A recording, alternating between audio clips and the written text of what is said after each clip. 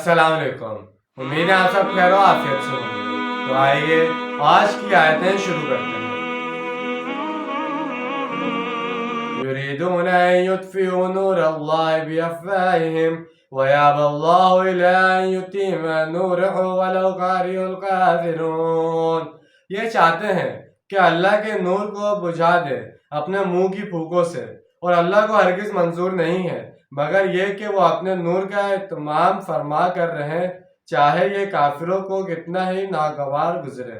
اس اسلوب میں یہودیوں پر ایک طرح کا طنز ہے کہ وہ خفیہ سازشوں کے ذریعے سے اس دین کو نیچا دکھانے کی کوشش کرتے ہیں، اور کبھی اللہ اور اعلان میدان میں آ کر مقابلہ کرنے کی جرات نہیں کرتے۔ یہ آیت کی ترجمانی مولانا ظفر علی خان نے اپنے ایک شعر میں اس طرح کی ہے: نور خدا ہے کفر کی حرکت پہ کھنزہ زن، پھونکوں سے یہ چراغ بجھایا نہ جائے گا۔ هو الذی ارسل رسولہ بالہدی ودین الحق لیظہرہ علی الدین کلہ ولو کریہ المشرکون۔ وہی تو ہے جس نے بھیجا ہے اپنے رسول صلی اللہ علیہ وسلم کو الہدی اور دین حق دے کرتا کہ غالب کر دے اسے کل کا کل دین نظام زندگی پر، خواہ یہ مشرکوں کو کتنا ہی ناگوار گزرے۔ یہ آیت بہت واضح انداز میں محمد صلی اللہ علیہ وسلم کی رسالت کی اختیاری یا تکمیلی شان کا مظہر ہے۔ جیسے کہ پہلے بھی ذکر ہو چکا ہے، حضور صلی اللہ علیہ وسلم کی رسالت کا بنیادی مقصد تو دوسرے انبیاء اور رسول کی طرح تبشیر انداز تذکیر دعوت اور تبلیغ ہے، جس کا تذکرہ سورہ نساء کی آیت 170 میں بائے الفاظ موجود ہے۔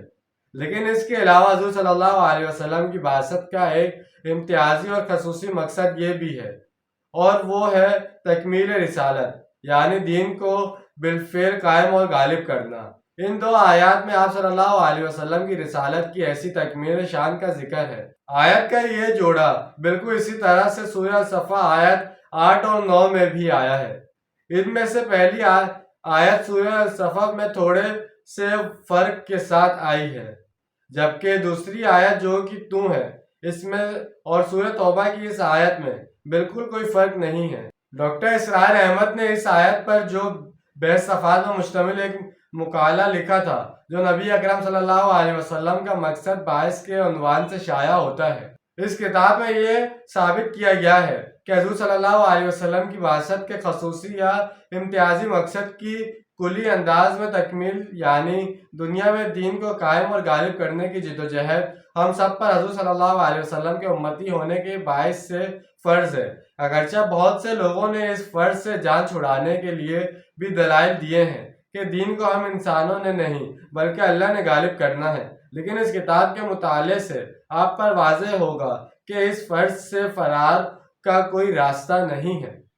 تو جیسے کہ آج ہم نے 2 آیتوں کا ترجمہ اور تفصیل بیان کی ہے، اس کے اندر ہمیں دین کے بارے میں بتایا جا رہا ہے، اور اس سے پہلے ہمیں حضرت مسیح علیہ السلام کے بارے میں بتایا گیا تھا، اور اسی کے ساتھ حضرت عزیر علیہ السلام کا ذکر کیا تھا، اور ہم جیسے کہ سورہ توبہ کا ترجمہ اور تفصیل کر رہے ہیں۔ اس کے اندر سب سے پہلی بات تو یہ ہے کہ اس کے اندر بسم اللہ نہیں پڑھنی چاہیے، اور وہ آپ نے نوٹ بھی کیا ہوگا ہم شروع سے اب تک پڑھتے ہوئے بھی نہیں آ رہے، کیونکہ جب سورہ توبہ آپ صلی اللہ علیہ وسلم پر نازل کی گئی تھی، حضرت جبرائیل علیہ السلام جب یہ لے کے آئے تھے تو حضرت جبرائیل علیہ السلام نے بھی یہ سورت شروع کرنے سے پہلے بسم اللہ نہیں پڑھی تھی، تو اس وجہ سے آپ صلی اللہ علیہ وسلم نے بھی بسم اللہ نہیں پڑھی اس میں۔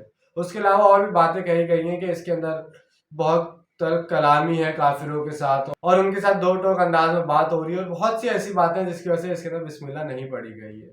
اور اس کے اندر توبہ کا بھی ذکر ہے، اس کے علاوہ کافروں کے اوپر جو انہوں نے مطلب مسلمانوں کے خلاف انہوں نے باتیں کی، سازشیں کی، ان کے اوپر عذابات آئے، تو ان سب چیزوں کا ذکر سورہ توبہ کے اندر مل جاتا ہے۔ تو انشاءاللہ آج کی ویڈیو آپ کو سمجھ میں آئی ہوگی، پسند آئی ہوگی۔ ملتے ہیں اگلی ویڈیو میں۔ اپنا ڈھیر سارا خیال رکھیے گا، اپنا زیادہ دوسروں کا خیال رکھیے گا۔ جب تک کے لیے اللہ حافظ، فی امان اللہ۔